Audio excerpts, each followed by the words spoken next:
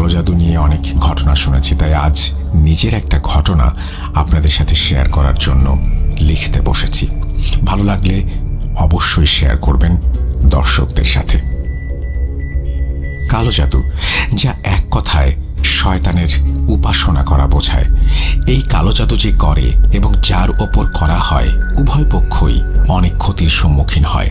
তারই প্রেক্ষাপটে আজ আমি আমার পরিবারের সাথে ঘটে যাওয়া অনাকাঙ্ক্ষিত সত্য ঘটনাটি আপনাদের সাথে শেয়ার করব। অনিচ্ছাকৃত ভুল ত্রুটির জন্য আগেই ক্ষমা চেয়ে নিচ্ছি। এখন সরাসরি ঘটনায় যাচ্ছি।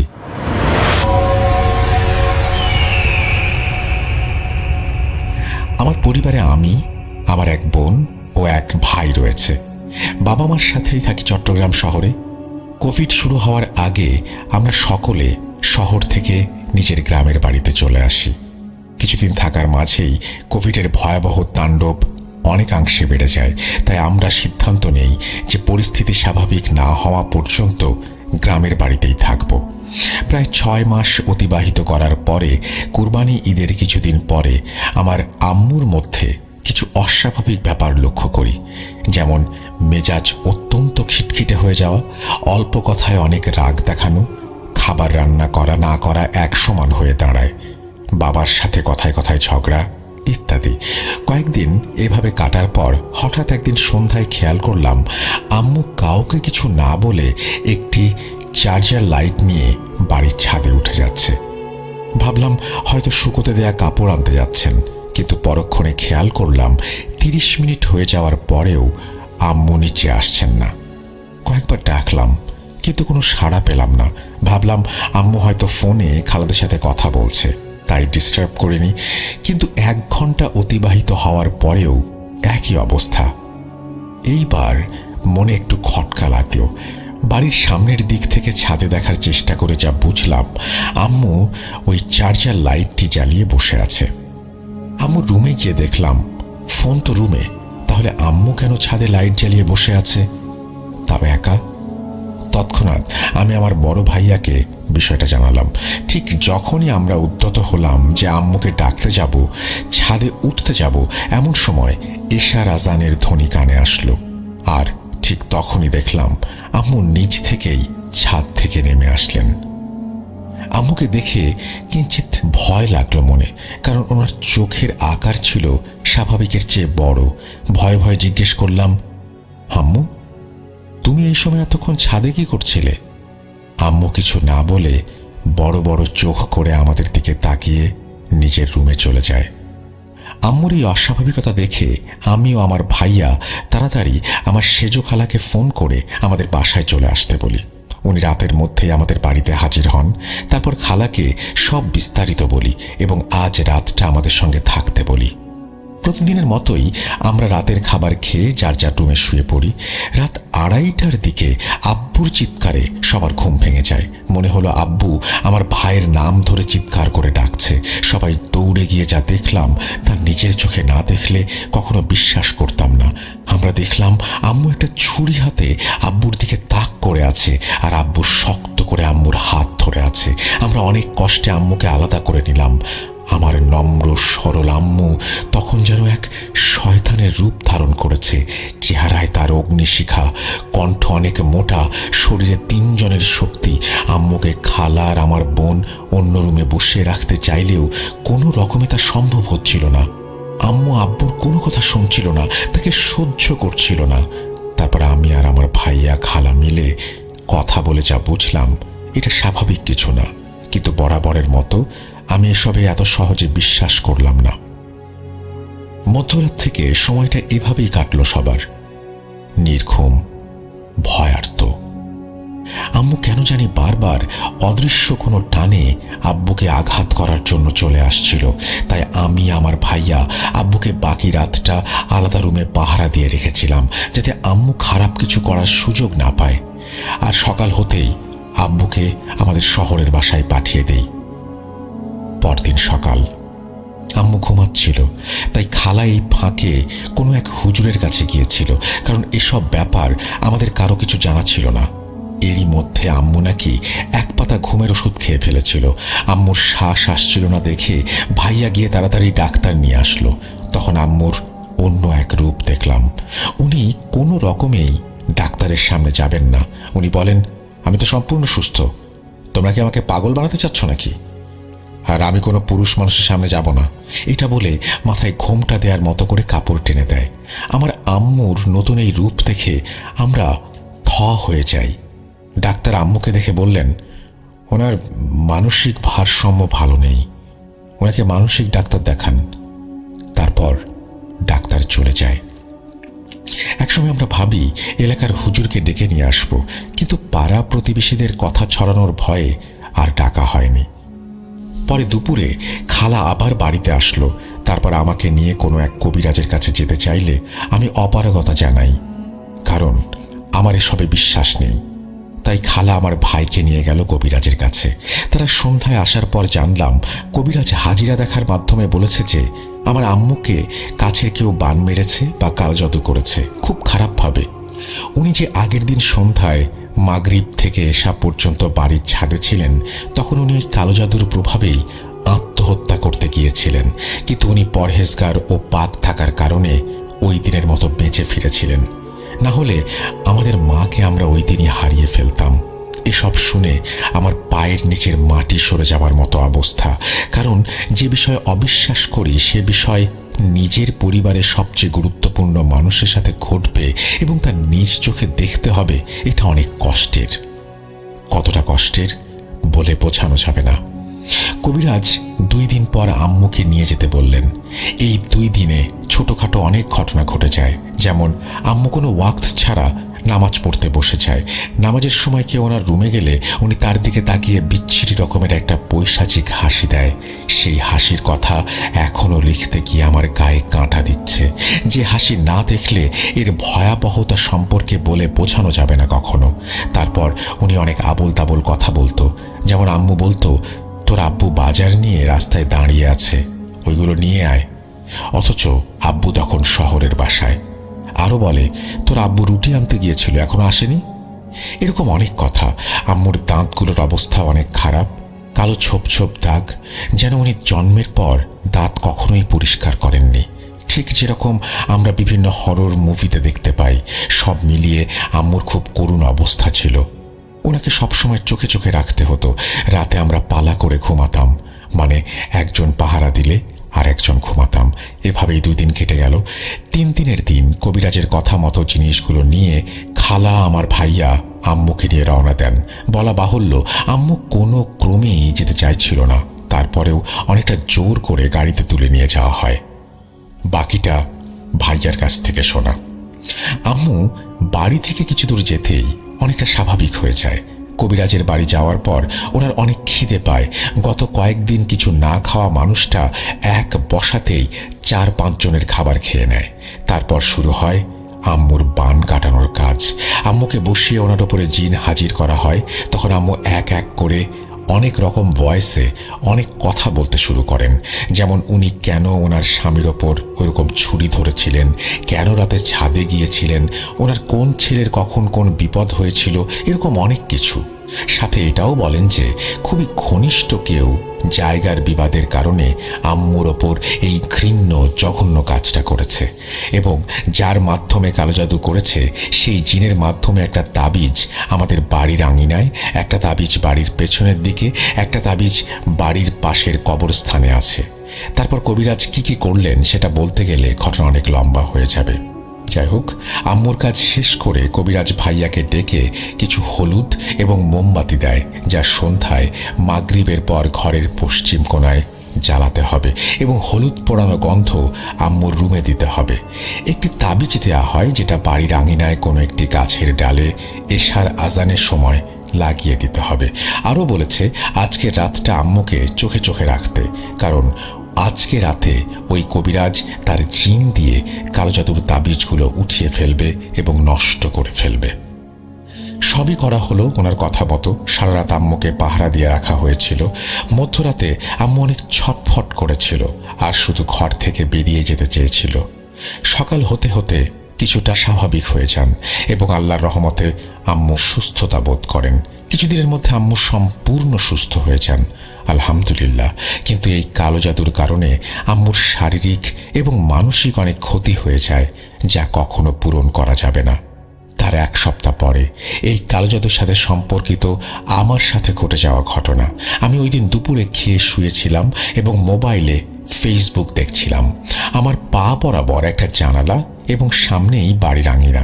আমার চোখ হঠাৎ জানালার দিকে পড়তে আমি দেখলাম 2টি অবয়ব, একটি সাদা এবং একটি কালো। কোনোটারই নাক, চোখ, কান কিছু নেই। তারা আমার দিকে এক দৃষ্টিতে তাকিয়ে আছে। আমি কিছুক্ষণের জন্য ভয়ে পাথর হয়ে গেলে একটু পরেই যখন হুঁশ ফেরে তখন এক চিৎকার দিয়ে সেন্সলেস হয়ে যাই। যখন আমার সেন্স ফিরে আসে তখন সন্ধ্যা হয়ে গিয়েছিল। চোখ খুলে দেখি সবাই আমাকে ঘিরে আছে, দোয়া পড়ছে। এরপর ভাইয়া গিয়ে একজন হুজুরকে নিয়ে আসে। হুজুর এসে আমার মুখে সবকিছু শোনে। হুজুর একটি সুতা দিয়ে আমাকে মেপে দেখে, তারপর কিছু আমল দিয়ে ভাইয়ার সাথে কথা বলে চলে যায়। তারপর আমার তেমন আর সমস্যা হয়নি। ও হ্যাঁ, পরবর্তীতে অন্য কবিরাজের মাধ্যমে আমরা সকলেই জানতে পারি যে এই কালো জাদুর মতো জঘন্য কাজটা আমার নিজের বড় খালা এবং তার ছেলেরা মিলে করেছিল, তাও আবার সামান্য একটু জায়গার বিবাদের জন্য। ঘটনাটি হয়তো ততটা ভয়ঙ্কর মনে হবে না।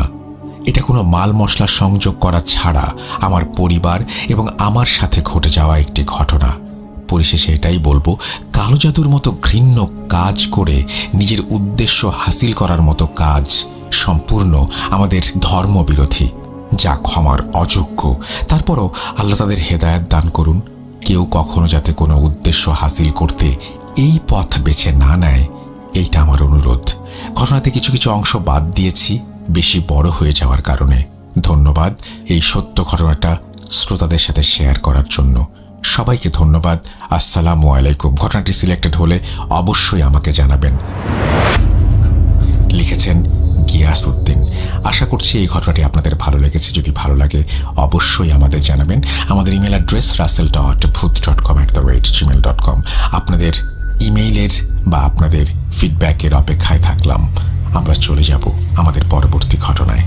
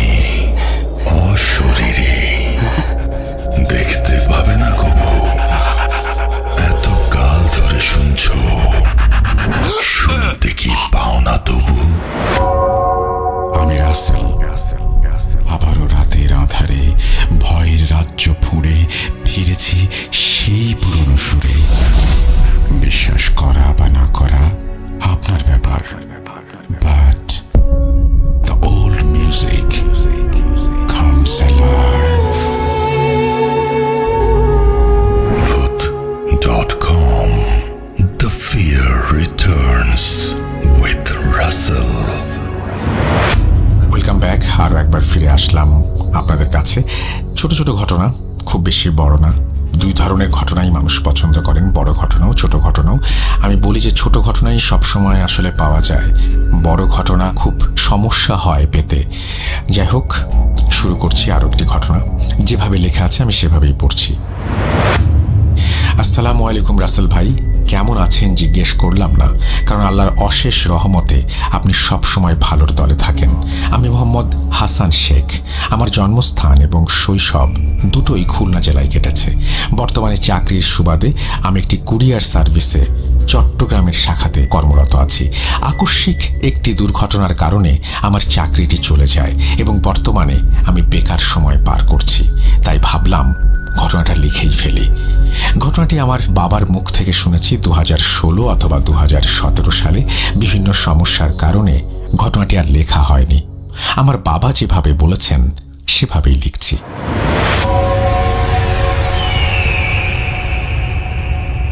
সালটা 1990-91। তখন আমি খুলনা শহরে রিক্সা চালাই। আমি তখনও বিয়ে করিনি। অনেক দিন যাবত রিক্সা চালাতে চালাতে আমার সঙ্গে একটা লোকের পরিচয় হয়। ওনার নাম অর্থাৎ ছদ্মনাম রহিম। পেশায় উনিও একজন রিক্সা চালক। ওনার দেশের বাড়ি ফরিদপুর মাদারীপুর অঞ্চলের রাজৈর থানাধীন কোনো একটি গ্রামে। আমি প্রায়ই বাসা থেকে খাবার নিয়ে যেতাম দুপুরে খাওয়ার জন্য। মাঝে মধ্যে ওই লোকটার সঙ্গে আমার খাবার আমি শেয়ার করতাম। এভাবে একদিন 2 দিন করতে করতে রহিম ভাই এবং আমার মধ্যে একটা বন্ধুত্বপূর্ণ সম্পর্ক গড়ে ওঠে। একদিন রহিম ভাইয়ের তার বাড়িতে যাওয়ার ইচ্ছে হয় এবং বলেন, আহাদ ভাই, আপনিও আমার সাথে আমাদের গ্রামের বাড়িতে চলেন। তো আমিও রাজি হয়ে যাই। বয়স কম, ঘোরাঘুরিরও খুব ইচ্ছা, আরও বাইরের একটি জেলায়, তাই এক পায়ে রাজি হয়ে যাই। কথা মতো একদিন খুলনা থেকে আমরা যাত্রা শুরু করি। আমাদের যাত্রার মাধ্যম ছিল দুজনের দুটো সাইকেল। আমরা সকাল সকালই খুলনা থেকে রওনা হয়ে যাই। এরপর খুলনা থেকে বাগেরহাট, নোয়াপাড়া হয়ে মোল্লাহাট, গোপালগঞ্জের কাশিয়ানী এবং ফরিদপুরের কিছু অংশ পার হয়ে প্রবেশ করি মাদারীপুর রাজৈর থানাতে। কিন্তু এখানে আসলে কি পথ শেষ? গ্রাম তো আরও অনেকটা ভেতরে। তো সেই গ্রামে পৌঁছাতে পৌঁছাতে প্রায় রাত 11টা বেজে যায়, কারণ আমরা যাত্রার মাঝে বিরতি নিয়েছিলাম। পৌষ মাস, শীতকালীন রাতের 11টা মানে বুঝতেই পারছেন অনেক রাত। মেইন রোড থেকে এবার গ্রামের পথ। যদি মেইন রোড দিয়ে যাই তাহলে অতিরিক্ত প্রায় 5.5 কিলোমিটার বেশি ঘুরে যেতে হবে। সারাদিন সাইকেল চালিয়ে এই মুহূর্তে এটা নেওয়া সম্ভব না। তাই রহিম ভাই গ্রামের শর্টকাট বেছে নিলেন। শুকনো মাটির এবড়ো খেবড়ো রাস্তা, আশেপাশে 2-3 গ্রামে মনে হয় বিদ্যুতের কোনো অস্তিত্ব নেই। আসলে তখন এই গ্রামে বিদ্যুৎ ছিল না, জ্যোৎস্নার আলোতে যতটুকু দেখা যায়। রাস্তা এবড়ো খেবড়ো হওয়ায় দুজনেই হেঁটে যাওয়ার সিদ্ধান্ত নেই, কারণ বাঁ পাশে নদী। দুজনে গল্প গুজবে আনন্দের সাথে হেঁটে চলেছি। প্রায় 15 থেকে 20 মিনিট ভালোই কাটে। তো এক সময় আমার কানে একটা শব্দ ভেসে আসে। শব্দটা ছিল এরকম, নদীতে মাছ ধরার জন্য কেউ জাল ছুঁড়ে মারলে যেরকম শাঁ করে একটা শব্দ হয়, ঠিক সেরকম। আমি এই বিষয়টা এতটা লক্ষ্য করিনি, কারণ এই শব্দটা মাছ ধরার জালের শব্দ, সেটা আমি ভালো করেই জানি। কিন্তু রহিম ভাই বিষয়টা বুঝতে পারে। তখন একবার নদীর দিকে তাকান এবং রীতিমতো অবাক হয়ে যান, কারণ নদীতে জেলে তো দূরের কথা, একটা নৌকাও তখন ছিল না। তাহলে শব্দটা আসছে কোত্থেকে? রহিম ভাই বুঝতে পারে সামনে কিছু একটা হবে, কারণ এটা ওনার এলাকা। উনি এই সমস্ত বিষয়ে আগে থেকে অবগত। রহিম ভাই আমাকে বললেন, আহাদ ভাই, একটা বিড়ি চালান আর আপনি আমার ডান পাশে আসেন। যার যার সাইকেল ডান হাতে ধরে পাশাপাশি হাঁটছি। রহিম ভাই সাইকেল, আমি এবং আমার ডান হাতে আমার সাইকেল। এক্ষেত্রে আমি 2 সাইকেলের মাঝখানে পড়ে যাই এবং এভাবে অনেকক্ষণ হাঁটতে থাকি। একটা সময় রহিম ভাই বলে, আহাদ ভাই, আপনার বাঁ হাত দিয়ে আমার সাইকেলটাও ধরে থাকেন।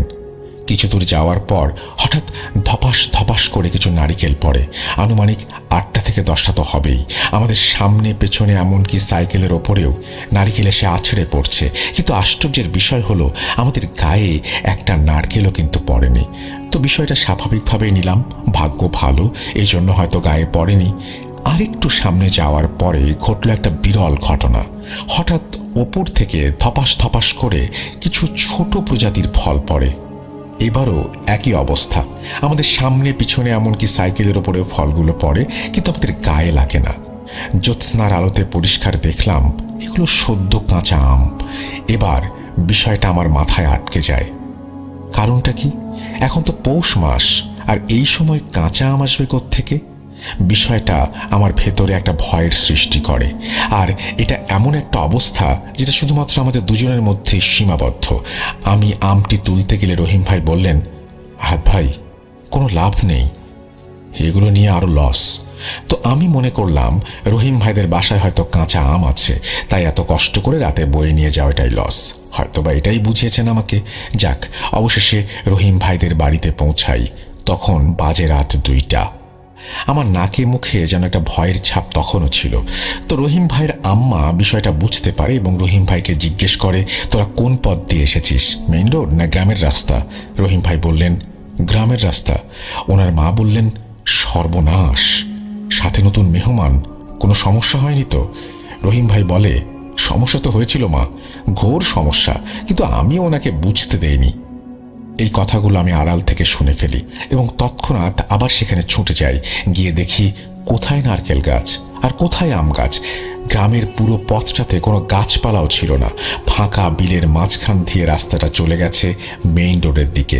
বিলের মাঝখান বরাবর 3টি তাল গাছ, আর রাস্তার বাঁ পাশে ছিল নদী। নদীর পাড়ে এক পাশে একটি উঁচু জায়গায় মেঝে ইট দিয়ে পাকা করা এবং চারপাশে 4টা রেল লাইনের পাটি খাড়া করে পুঁতে রাখা।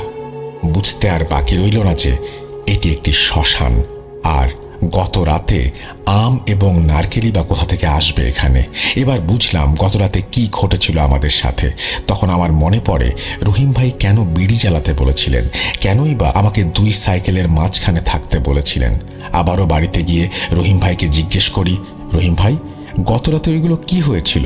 তো রহিম ভাই বলেন, আহাদ ভাই, কালকে যেই আমটি আপনি তুলতে চেয়েছিলেন ওটা কোনো আম ছিল না, ওটা অশরীরী শয়তানদের একটা চাল ছিল। আর আমটি যখনই নিচু হয়ে আপনি তুলতেন, আমরা দুজনই তখন মারা পড়তাম। একইভাবে মারা পড়তাম নারকেলের বেলাতেও। আমাদের মারার জন্য 2বার চেষ্টা করা হয়েছে, আর 2বারই আল্লাহর রহমতে আমরা বেঁচে যাই। আর ওরা আমাদের কাছে আসতে পারেনি, কারণ আপনি বিড়ির আগুন জ্বালিয়ে রেখেছিলেন, আর সাইকেলের লোহা তো ছিলই। এসব ঘটনা আমাদের এলাকাতে খুব পরিচিত। এমনিতেই রাতের বেলা আমরা একা একা কেউ ওই পথ দিয়ে হাঁটি না। আজকে হাঁটলাম, ভাবলাম 2জন আছি, ভয় কিসের, তাই শর্টকাট পথটা নিয়েছিলাম। যদি বুঝতে পারতাম এরকম কিছু আমাদের জন্য অপেক্ষা করছে, তাহলে আপনাকে নিয়ে এত বড় রিস্ক আমি কখনোই নিতাম না। কষ্ট হলেও প্রয়োজনে 5 কিলোমিটার রাস্তা ঘুরে আসতাম। এটাই ছিল ঘটনা। ভূত.com এবং ভূত FM যেটাই বলেন না কেন, এখানে আমার পাঠানো প্রথম ঘটনা। জানি না কতটুকু গুছিয়ে লিখতে পেরেছি। ভুল হলে প্লিজ ক্ষমা সুন্দর দৃষ্টিতে দেখবেন, এবং যদি ভালো লাগে তাহলে দয়া করে শেয়ার করবেন। সবাই ভালো থাকবেন এবং আমার জন্য দোয়া করবেন। এই বলে তিনি তার ঘটনা শেষ করেছেন। তিনি তার নাম দিয়েছেন, এবং আমি জানি না যে নাম প্রকাশ করতে পারবো কিনা আমরা, শুধুমাত্র আমি জায়গার কথা বলছি। আচ্ছা, ওনার নামটা আমি বলি, কারণ উনি তো কোথাও মনে হয় বলেনি যে ওনার নাম বলা যাবে না। মোহাম্মদ হাসান শেখ, এবং তিনি লিখছেন খুলনা থেকে। আমি অনেক ধন্যবাদ জানাই আপনাকে। খুলনার ঘটনাগুলো আমরা দেখেছি যে শুরু থেকেই খুবই অন্যরকম হয় এবং একটু স্পেশাল ঘটনাই হয় আমি বলবো। আমার কাছে মনে হয় যে আজকের ঘটনাটাও আপনাদের ভালো লেগেছে। যদি ভালো লাগে অবশ্যই আমাদেরকে জানাবেন, যদি ভালো না লাগে সেটাও আমাদেরকে জানাবেন। আমরা চলে যাব আমাদের পরবর্তী ঘটনায়।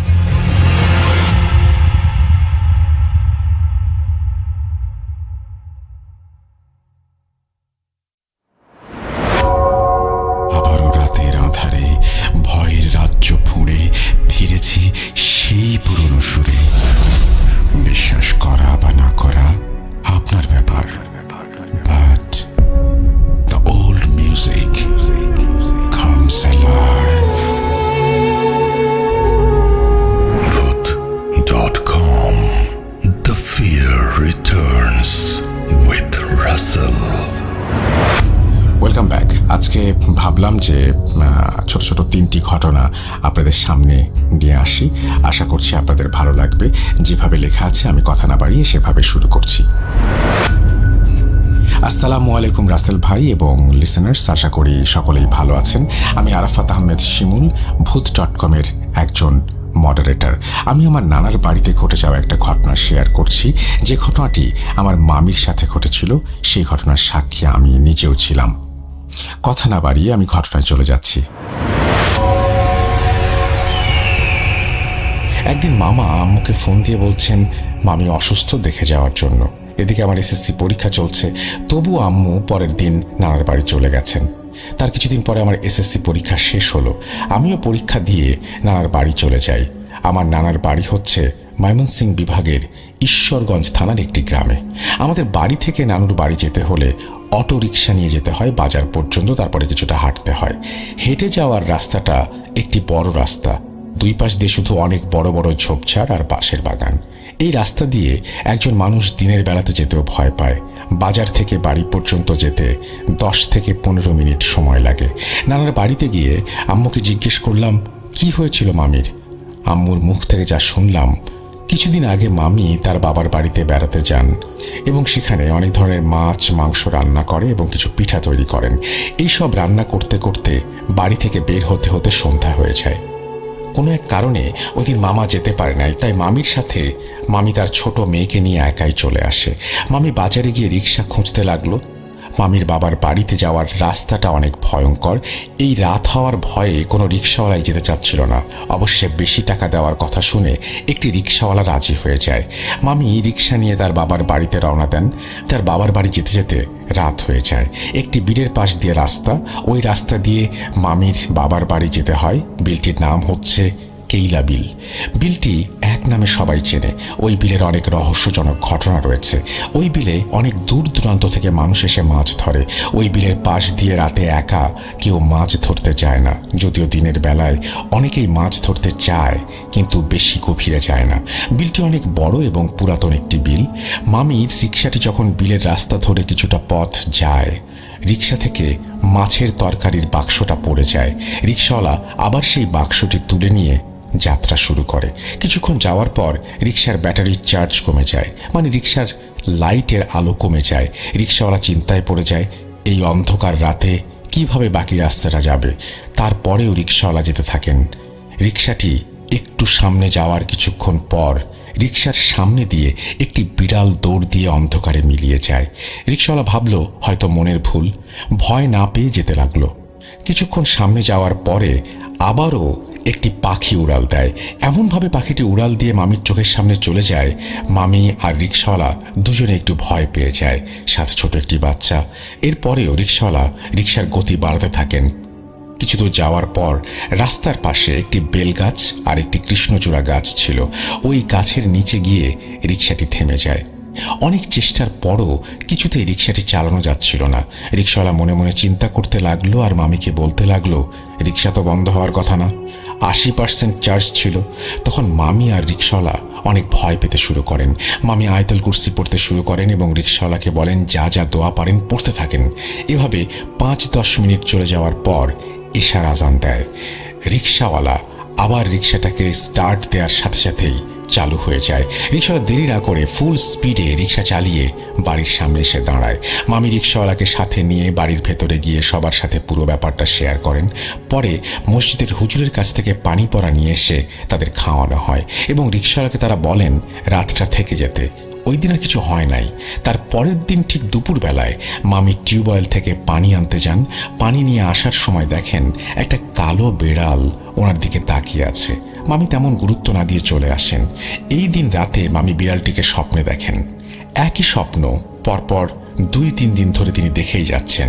আর দিনের বেলায় অনুভব করতে পারতেন তার আশেপাশে কেউ আছে, কেউ যেন তাকে অনুসরণ করছে। এইভাবে আরও 3-4 দিন কেটে যায়। মামি এইসব ঘটনা সহ্য করতে না পেরে তার আম্মুকে জানায়। ওনার আম্মু এলাকার মসজিদের একজন হুজুরকে ডেকে নিয়ে আসেন বাড়িতে। উনি এসে তেল পড়া, পানি পড়া, তাবিজ এসব দেন। এরপর কয়েকদিন ভালোই কাটলো, কোনো প্রকার সমস্যা নেই। মামি তার বাবার বাড়ি থেকে চলে আসলেন। আসার পর আবারও সেই বিড়ালটি দেখতে পান রাস্তায় এবং অদ্ভুত সেই পাখিটিকেও আবারও তিনি দেখতে পান। বিড়াল আর পাখিটি একসাথে কি যেন খাচ্ছে। ঘটনাটি এখানেই শেষ হলে পারত, কিন্তু না, হলো তার বিপরীত। মামি তার বাবার বাড়ি থেকে আসার 2 দিন পর থেকেই শুরু হলো আসল ঘটনা। মামি রাতের বেলা যখনই বাইরে যায় ওই বিড়াল আর পাখিটিকে দেখতে পায়। বিড়ালটি মামির দিকে এমনভাবে তাকায়, এটা দেখে মামি চিৎকার দিয়ে ঘরে চলে আসে। যখনই সন্ধ্যা হয় ওই পাখিটি মামির ঘরের চালের ওপর হাঁটাহাঁটি করে, অদ্ভুত ধরনের শব্দ করে। এইভাবে কিছুদিন যাওয়ার পর মামি অনেক ভয় পেতে থাকে। আস্তে আস্তে বাড়ির সবাই জানতে পারে যে এমন একটি ঘটনা ঘটে চলেছে। একদিন মামা আর নানা মিলে বড় মসজিদের হুজুরকে নিয়ে আসেন। হুজুর বাড়ির চারপাশ বন্ধ করে মামির শরীর বন্ধ করে যান। এসব কিছুতে কাজ হয় না। আর এদিকে বাড়ির সবাই দেখতে পায় মামির ঘরের যে ভিতটা ছিল এটা পেছন দিক থেকে খোদাই করা। আমরা সবাই বুঝতে পারলাম ঘরে টাকা পয়সা যা ছিল সেটা নিতে হয়তো চোর এসেছে, কিন্তু না, একই কাজ প্রতিদিন হচ্ছে। আর এই দিকে আস্তে আস্তে মামি অদ্ভুত ধরনের সব আচরণ করতে শুরু করে। মামি সবসময় কান্না করে, চিল্লাচিল্লি করে এবং সে বলে আমাকে মেরে ফেলবে।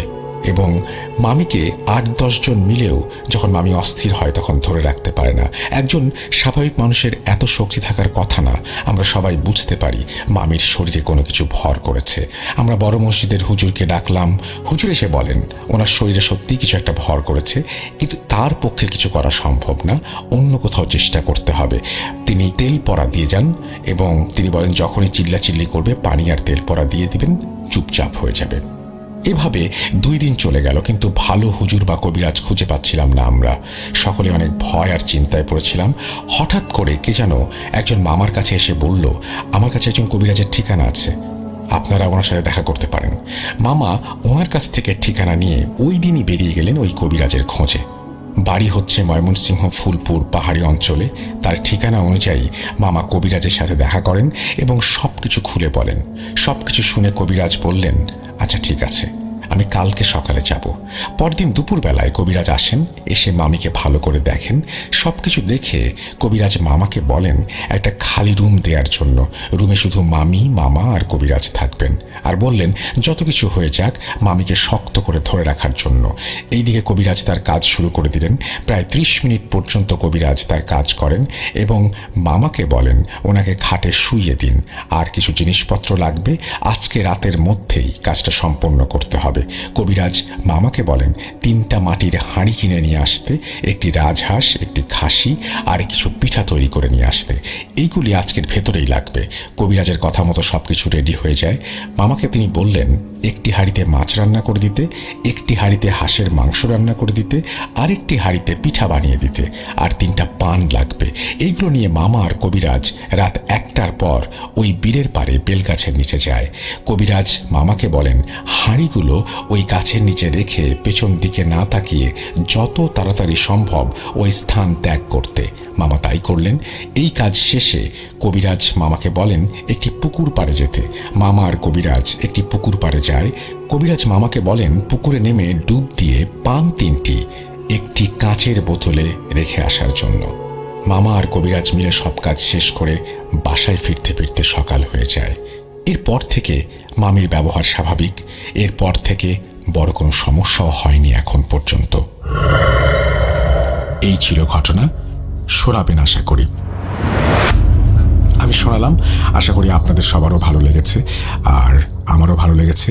আমরা এরপরে পরবর্তী ঘটনাগুলোতে যাব। এই ঘটনাগুলো আপনারা জানেন যে হয়তো আগেও শুনেছেন বা শোনেননি বা আবারও শুনতে চান, এমন কিছু ঘটনা শোনাবো এখন।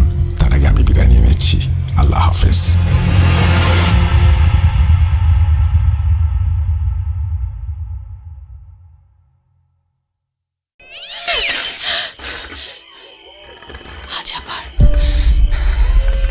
শুনতে পাচ্ছেন শব্দটা? ভয়ের আরেক নাম ভূত.com with Russell। যেভাবে লেখা আছে আমি সেভাবেই শুরু করছি। নাম লাজিম ইয়াসার জিয়াদ, নরসিংহপুর, আশুলিয়া, সাভার, ঢাকা। এরপর তিনি তার কন্ট্যাক্ট নাম্বার শেয়ার করেছেন এবং তারপরেই তিনি চলে গেছেন মূল ঘটনায়। লিখেছেন, রাসেল ভাই, ঘটনাটি ভালো লাগলে পড়ে শুনবেন। আসসালামু আলাইকুম রাসেল ভাই এবং আমাদের প্রিয় শ্রোতা বন্ধুরা। রাসেল ভাই, আশা করি আল্লাহর অশেষ রহমতে ভালো আছেন। আমি লাজিম ইয়াসার জিয়াদ লিখছি নরসিংহপুর, আশুলিয়া, সাভার থেকে। অতীতে আপনার ভূত এফএম এবং বর্তমানে ভূত.com এই শোয়ের প্রতি আমার আলাদা আলাদা ভালো লাগা কাজ করে বলতে পারেন, এবং এই শোয়ের আমি একজন পাগল প্রেমিক। এই ভালোবাসা, ভালো লাগা থেকে আমি স্টোরি কালেক্ট করার চেষ্টা করি। এছাড়াও আমি কালো জাদুর একজন ভিকটিম হওয়ায় প্যারানরমাল বিষয়বস্তু নিয়ে বেশ আগ্রহ আমার। এর আগে আমি আরও 3টি স্টোরি ভূত.com লিখে পাঠিয়েছিলাম। হয়তো কোনো কারণবশত স্টোরিগুলো আপনার কাছে গ্রহণযোগ্য বলে মনে হয়নি। আজকে যে ঘটনাটি আমি শেয়ার করব, সেই ঘটনাটি আমি আমার একজন বড় ভাইয়ের কাছ থেকে কালেক্ট করেছি। ভাইয়ের নাম মোহাম্মদ আনোয়ার খান। ভাই ঘটনাটি তার নানা বাড়ির মসজিদের ইমাম সাহেবের কাছ থেকে শুনেছিলেন। সেই ঘটনার সাথে সম্পৃক্ত একটি ভয়ানক ঘটনার ভুক্তভোগী ভাই নিজেই। বেশি কথা না বাড়িয়ে আমি আমার ঘটনায় চলে যাচ্ছি। ঘটনাটি আনোয়ার ভাই আমাকে যেভাবে বলেছেন আমি সেভাবে বলার চেষ্টা করছি। লেখায় অনিচ্ছাকৃত ভুলের জন্য আমাকে ক্ষমা করবেন। বলছেন আনোয়ার ভাই।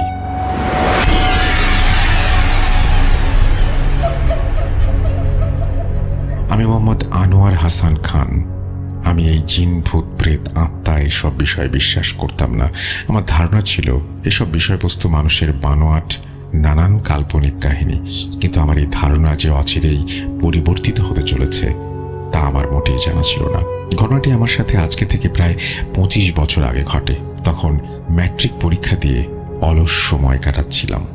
এই অলসতা দূর করতে আমি ভাবি আমি আমার নানা বাড়ি ঘুরে আসব। যেই ভাবা সেই কাজ। পরদিন সকালে আমি ঢাকা থেকে আমার নানা বাড়ির উদ্দেশ্যে রওনা হই। আমার নানার বাড়ি জামালপুর জেলার কোনো একটি গ্রামে। সঙ্গত কারণে আমি গ্রামের নামটি বলছি না। আমি দুপুর 2টা নাগাদ আমার নানা বাড়ি পৌঁছে যাই। পৌঁছে দুপুরের খাবার খেয়ে আমি কিছুক্ষণ বিশ্রাম নিয়ে বিকেল 4টা নাগাদ আমরা 5 বন্ধু কাশেম, রফিক, শহীদ, কবির মিলে একসাথে আড্ডা দিতে বেরিয়ে পড়ি। আড্ডার এক পর্যায়ে আমাদের কথা শুরু হয় প্যারানরমাল নানান বিষয়বস্তু নিয়ে। শুরুতেই বলেছি আমি এসব বিষয়ে বিশ্বাস করতাম না। আমার ধারণা ছিল প্যারানরমাল বিষয়বস্তু এসব মানুষের বানোয়াট। যাই হোক, কথার এক পর্যায়ে রফিক ভাই বলে ওঠেন, তোমরা কি বিশ্বাস করো পৃথিবীতে এমন অনেক কিছুর অস্তিত্ব রয়েছে যার কোনো স্বাভাবিক ব্যাখ্যা নেই? এমনও অনেক বিষয়বস্তু রয়েছে যার ব্যাখ্যা পাওয়া অসম্ভব। আমি একটু বিরক্ত হয়ে থাকি। এসব কথা শুনে আমি ওকে বলি, আরে ধুর, এরকম কোনো কিছু হয় নাকি? এসব বিষয় সবই বানোয়াট, মন করা নানান কাহিনী। আমার কথা শেষ হতে না হতেই রফিক ভাই বলে, আমাদের এখান থেকে 1 গ্রাম পরে দক্ষিণ দিকে গেলে সেখানে একটি বিল আছে। বিলটির নাম ঠিকানা আমি বলছি না। লোকমুখে শোনা গেছে বিলটি নাকি অনেক আধ্যাত্মিক অলৌকিক বিষয়বস্তু নিয়ে ঘেরা। অনেক খারাপ কিছুর অস্তিত্ব রয়েছে এই বিলটিতে। লোকমুখে এও শোনা গেছে বিলটির পানি যে একবার স্পর্শ করেছে তারা না হয় মারা গিয়েছে, না হয় তাদের অনেক বড় ক্ষতি হয়েছে। আমি রফিকের কথা শুনে রীতিমতো অনেক বিরক্ত হয়ে যাই। আমার মনের মধ্যে এক প্রকার জেদ চেপে যায়, আমি দেখবই ওই বিলে কি আছে। আমি পরক্ষণেই ওদের 4 জনকে বলি, চল কালকে ওই বিলে মাছ ধরতে যাব, পরে দেখা যাবে কি হয়, সবকিছু প্রমাণ হবে। প্রথমে রফিক যাওয়ার জন্য রাজি হচ্ছিল না। এরপর আমাদের জোড়াজুড়িতে রফিক রাজি হয়ে যায়। পরবর্তীতে আমরা সকলে সিদ্ধান্ত নেই কালকে বিকেলে আমরা সেই বিলটিতে মাছ ধরতে যাব। যেই ভাবনা সেই কাজ। পরদিন আমরা 5 জন বিকেল 4টা নাগাদ সেই বিলটিতে মাছ ধরার উদ্দেশ্যে রওনা হই। কিন্তু যাওয়ার পথে কেন জানি প্রকৃতি আমাদের সাথে বারবার বিরূপ আচরণ করছিল, বাধা দিচ্ছিল। মনে হচ্ছিল প্রকৃতি আমাদের নিষেধ করছে সেখানে যেতে। কিন্তু কে শুনে কার কথা? অবশেষে সব বাধা বিপত্তি পেরিয়ে বিকেল 5টা নাগাদ আমরা বিলটিতে পৌঁছে যাই। বিলটি যে কেউ দেখলে তার গায়ে কাঁটা দিয়ে উঠবে। বিলটির ত্রিসীমানায় কোনো জনমানবের আনাগোনা নেই। বিলটির আশেপাশে কোনো ঘর বাড়ির চিহ্ন মাত্র নেই। আর সূর্যের যে কিরণ বিলটির উপরে এসে পড়েছে মনে হচ্ছিল সেটা সূর্যের কিরণ নয়, আকাশ থেকে কোনো কালো ছায়া নিচে নেমে এসে পুরো বিলকে আচ্ছন্ন করে রেখেছে। এরকম দৃশ্য দেখে যে কেউ ভয় পেয়ে যাবে। আমরাও এর বিপরীত ছিলাম না। আমাদের 5 জনের মনেও এই দৃশ্য ভয় ধরিয়ে দিয়েছিল। রফিক বলতে থাকে, চল এখান থেকে আমরা চলে যাই, এখানে আর বেশি দেরি করা যাবে না, এখন দেরি করলে মৃত্যু অনিবার্য। কিন্তু কে শুনে কার কথা? আমি তো নাছোড়বান্দা। আমি রফিককে বলি, এত দূর যেহেতু এসেই পড়েছি, আজকে আমি দেখেই ছাড়বো কি আছে এখানে। এই বলে আমি মাছ ধরার প্রস্তুতি নিয়ে বিলের পাড়ে নেমে পড়ি। ঠিক তখনই আমার চোখ যায় বিলের পাশে রাস্তার দিকে, যে রাস্তা দিয়ে আমরা এখানে এসেছি। দূর থেকে কেউ একজন 2 হাত নাড়িয়ে আমাকে নিষেধ করছে আর চিৎকার করতে করতে বলছে আমি যেন বিলের পানি স্পর্শ না করি। কিন্তু ততক্ষণ অনেক দেরি হয়ে গিয়েছিল। আমার 2 পা তখন বিলের পানির নিচে। কিছুক্ষণের মধ্যে লোকটি আমাদের সামনে এসে পড়ে। লোকটিকে দেখা মাত্রই আমরা সবাই অবাক হয়ে যাই। তিনি আর কেউ নন, আমাদের মসজিদের ইমাম সাহেব। আর তিনি এখানে কিভাবে আসবেন বা তিনি কিভাবে জানলেন আমরা এখানে এসেছি? আমাদের মনে নানান প্রশ্ন ঘুরপাক খেতে থাকে। আমি প্রশ্ন করতে যাব এমন সময় হুজুর অতি রাগান্বিত স্বরে বলে ওঠেন, তোমার এত বড় দুঃসাহস! কিভাবে হলো এই সাহস? তুমি এই বিলের পানি স্পর্শ করেছ? আল্লাহ মাফ করুক, জানি না তোমার শেষ পরিণতি কি হবে। হুজুরের মুখে সব কথা শুনে আমি বিলের পাড় থেকে রাস্তার উপরে উঠে এসে দাঁড়ানো মাত্রই হুজুর কি যেন পড়ে আমার সারা শরীরে ফুঁ দিয়ে দেন আর বলতে থাকেন, আল্লাহ তোমার হেফাজত করুক, আর যত তাড়াতাড়ি সম্ভব এই জায়গা পরিত্যাগ করতে হবে। এই বলে হুজুর আমাদের নিয়ে গ্রামের উদ্দেশ্যে যাত্রা শুরু করেন। যাত্রাপথে আমি হুজুরকে অনেক প্রশ্ন করি, কিন্তু হুজুর আমার কোনো প্রশ্নের উত্তর দেননি। শুধু এটুকু বলেছিলেন, তুমি ঈশার নামাজের পর আমার সাথে মসজিদে দেখা করো, আমি তখন তোমার সব প্রশ্নের উত্তর দেব। হুজুরের কথা মতো আমি ঈশার নামাজের পর হুজুরের সাথে দেখা করতে যাই। মসজিদে গিয়ে দেখি হুজুর আমার জন্য অপেক্ষা করছেন। আমাকে দেখে হুজুর মসজিদের মেঝেতে আমাকে বসতে বললেন। এরপর হুজুর আমাকে যা বললেন সে সমস্ত কথা শুনে আমার শরীরের প্রতিটা অঙ্গ প্রত্যঙ্গ নাড়া দিয়ে উঠেছিল। আনোয়ার বাবা, কোথায় আছে না, অতিরিক্ত কোনো কিছু ভালো না। তেমনি সাহসী হওয়া ভালো, কিন্তু দুঃসাহসী হওয়া ভালো না। তুমি খুব খারাপ কিছুকে আজ আহ্বান করে জানিয়ে এসেছো তোমাকে ওরা এত সহজে ছেড়ে দেবে না। আজ আল্লাহ তোমাকে বাঁচিয়েছেন, আমি সেখানে না গেলে আজ হয়তো তোমরা 5 জন বেঁচে ফিরতে পারত না। জানতে চাও সেই বিলের ঘটনা, কি হয়েছিল সেখানে? আমি হ্যাঁ বোধক উত্তর দিলে হুজুর বলতে শুরু করেন, আজ যে বিলটিতে তোমরা গিয়েছিলে আজ থেকে 50 বছর আগে, সালটি ছিল 1972। সেখানে কোনো বিল ছিল না, সেখানে একটি গ্রাম ছিল। মোহাম্মদ আনিসউদ্দিন এবং তার স্ত্রী সেই গ্রামের বাসিন্দা ছিলেন। আনিসউদ্দিনের স্ত্রী একজন পরহেজগার ভদ্র মহিলা ছিলেন। তিনি একদিন সকালে ঘুম থেকে উঠে পরিষ্কার পরিচ্ছন্ন হয়ে রান্না বান্না করতে যান। রান্নাঘরে প্রবেশ করা মাত্রই তিনি খুব অবাক হয়ে যান। তিনি সেখানে দেখেন তার চুলার ভেতর থেকে পানি উপচে পড়ছে। পানির সাথে সাথে চুলার ভেতর থেকে বড় বড় মাছ বেরিয়ে আসছে। এই দৃশ্য দেখে তিনি অনেক ভয় পেয়ে যান। পরক্ষণেই তিনি শুনতে পান অদৃশ্য কেউ 7টি মিশ্রিত গলায় বলছে, তুই যত পারিস সেখান থেকে মাছ নিতে পারবি, কিন্তু এই কথা তুই কোনোদিন কাউকে বলতে পারবি না। তুই যদি এই কথা কাউকে বলিস সেদিনই হবে তোদের গ্রামের শেষ রাত। এসব কথা শুনে তিনি লোভে পড়ে যান। তিনি মনে মনে ভাবেন, আমাদের অভাবের সংসার, এখান থেকে কিছু মাছ আমি বিক্রি করব, কিছু মাছ আমরা খাবো। এভাবে করে আমাদের সংসারটাও চলবে, আমাদের খাদ্য চাহিদাও পূর্ণ হবে। সত্যি তো আর বেশি দিন লুকিয়ে রাখা যায় না। তার স্বামী একদিন লক্ষ্য করেন তার স্ত্রী প্রতিদিনই মাছ রান্না করে। এত মাছ সে পায় কোথায়? তার কাছে এই বিষয়টি বেশ অদ্ভুত লাগে। এরপর তিনি তার স্ত্রীকে এই বিষয়ে জিজ্ঞাসা করলে তিনি সব সময় কথাটি এড়িয়ে যান। কিন্তু এভাবে আর কতদিন চলে? তার স্বামী তাকে নানাভাবে শারীরিক মানসিক নির্যাতন শুরু করে। এরপর তিনি এসব সহ্য করতে না পেরে তার স্বামীকে একে একে সবকিছু বলে দেন।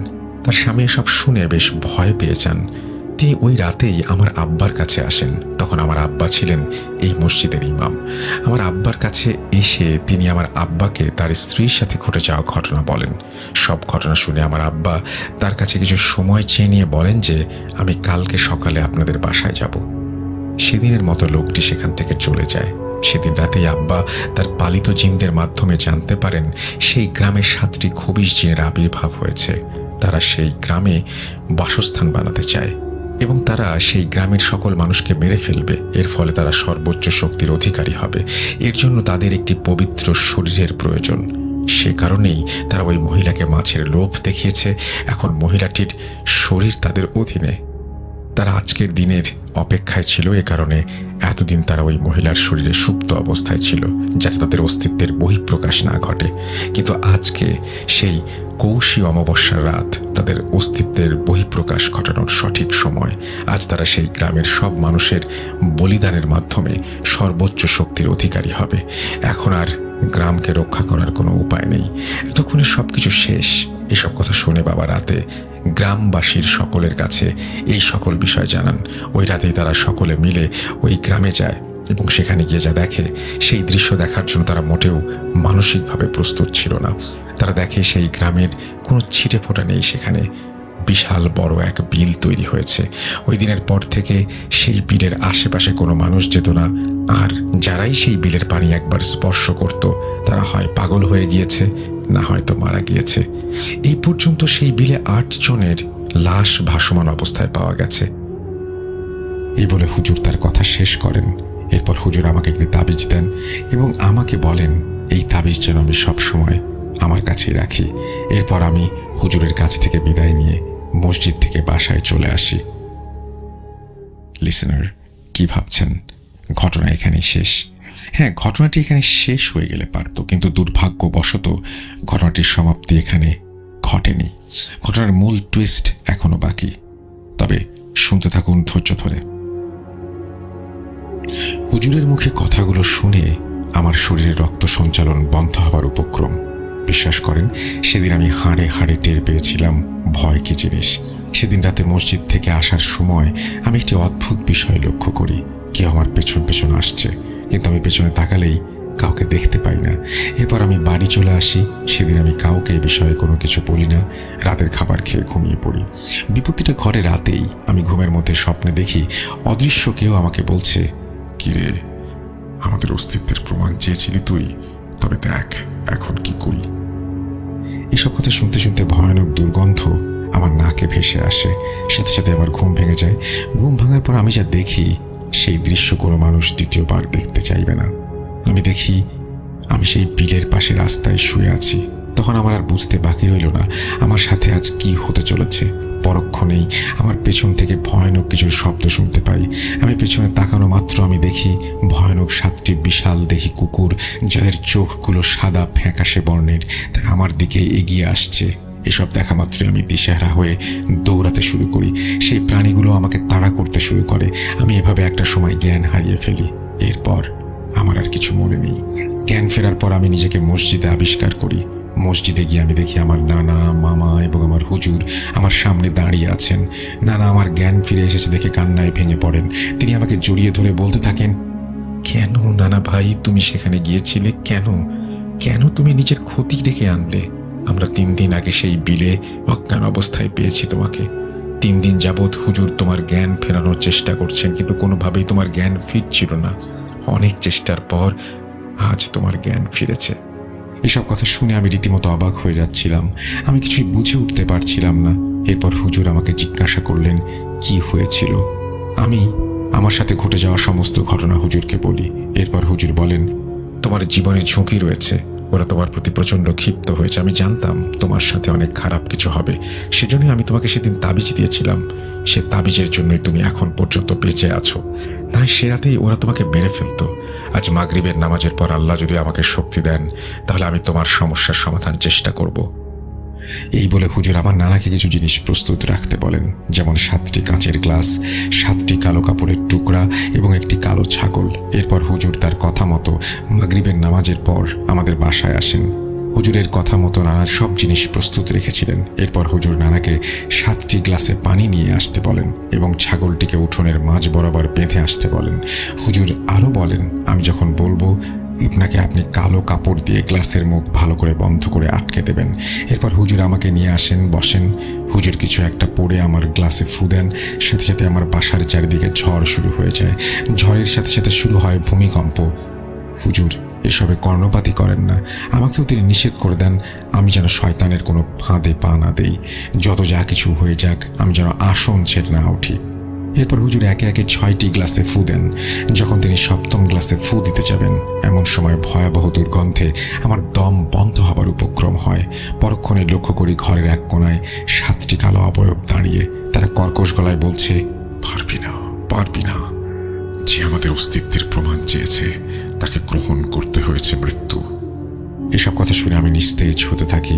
সাথে সাথে হুজুর আমাকে ধমক দিয়ে বলেন, তোমাকে না বলেছি শয়তানের ধোঁকায় পড়বে না? মনে সাহস রাখো, সব ঠিক হয়ে যাবে। শয়তান যত শক্তিশালী হোক, কিন্তু আল্লাহর রহমত যদি থাকে, শয়তান মানুষের কোনো ক্ষতি করতে পারবে না। এই বলে হুজুর বিভিন্ন আয়াত পড়ে 7ম গ্লাসে ফু দেন এবং আমার নানাকে বলেন কালো কাপড় দিয়ে গ্লাসের মুখ ভালোভাবে আটকে দিতে।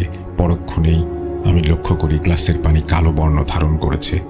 এরপর শুরু হয় হুজুরের সাথে শয়তানের যুদ্ধ। হুজুর কর্কশ গলায় বললেন, তোরা যা চাস তা আমি কোনোদিন দিব না। এই বলে হুজুর পুরো বাকরুদ্ধ হয়ে যান। শুধু অপলক দৃষ্টিতে গ্লাসগুলোর দিকে তাকিয়ে থাকেন। দেখে মনে হচ্ছিল তিনি চোখে চোখে কথা বলছেন, আর কিছুক্ষণ পর পর হুজুর গ্লাসগুলোতে ফু দিচ্ছিলেন। সাথে সাথে সেখান থেকে ভয়ানক আত্মচিৎকার ভেসে আসছিল।